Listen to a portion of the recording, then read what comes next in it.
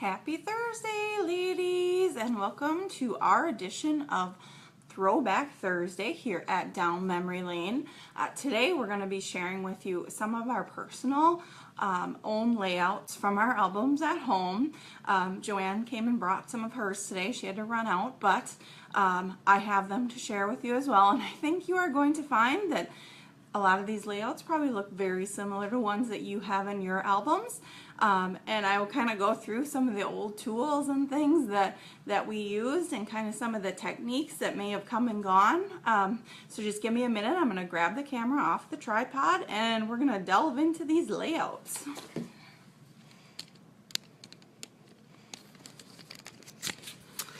Okay.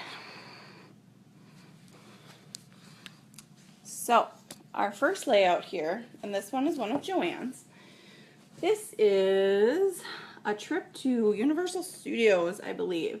Now, if you guys remember those orange templates from Fiskars, you would basically trace with a pen or whatever and then cut them with the scissors. We can see that Joanne obviously had one of those templates at her house because she cut out several of the pictures that way. And then, do you guys all remember? Letter stickers. I mean, how much do we take for granted that we have silhouettes and Cricut machines that do all the titles and stuff for us? I mean, how many sheets of stickers do you think she had to go through to do that whole title? Seriously. Okay, now this second one, I love this. We had a good laugh about it earlier. Here is another page of hers from Florida Vacation.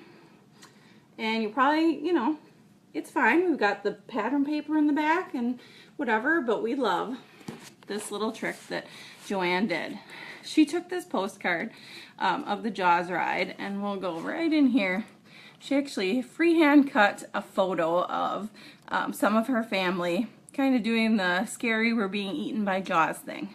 I mean, this is, you know, a photo before digital times, so, you know, back when you used to have to drop your film off and then you'd crop it by hand. None of that Photoshop stuff we see now, but we just thought that was awfully funny.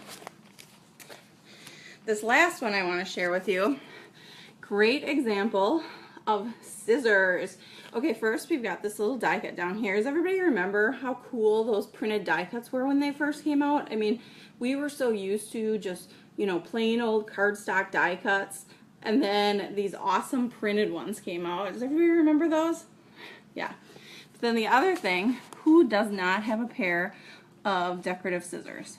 I mean, I probably have 12. I think I let my niece use them more now.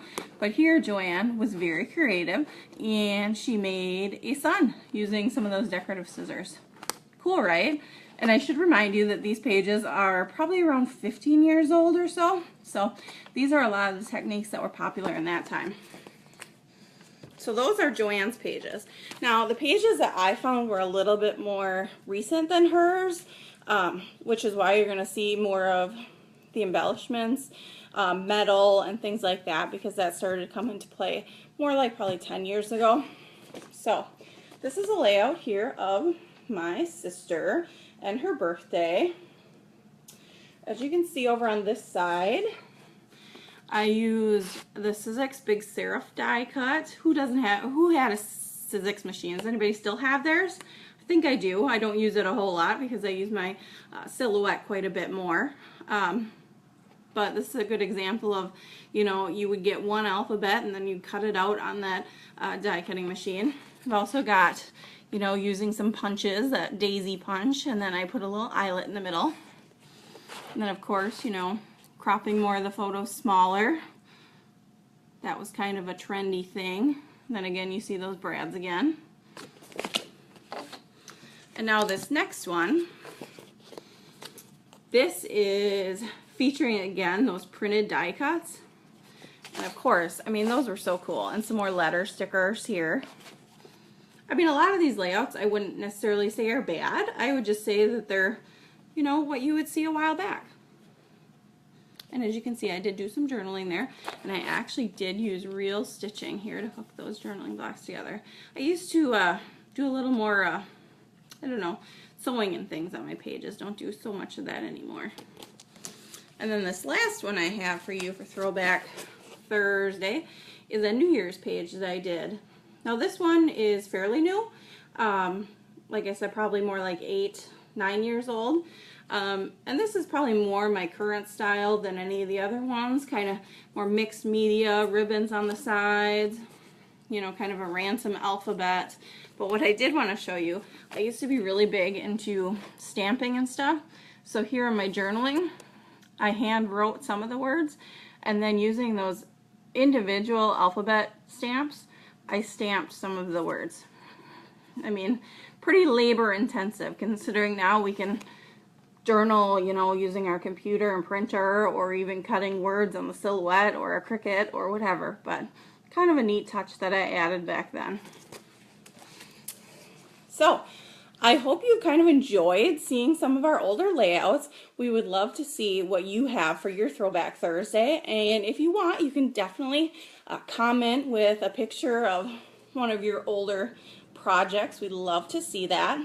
And then I also did want to remind you that we do have a newsletter sign up going on right now, and I will tell you that coming out next week we are going to be doing some special offers, but only if you are a VIP member and on the email list. So you'll definitely want to get registered today, tomorrow, because that email is going to get sent out soon. And to do that, if you remember, you go right to our Facebook page, go up on top to the banner, and there is a sign up button. You click that, it'll take you right to our sign up. So we hope you've enjoyed our little Throwback Thursday layout share. And like I said, definitely share yours. We'd love to see what you're working on too. All right, thanks for joining us. Bye-bye.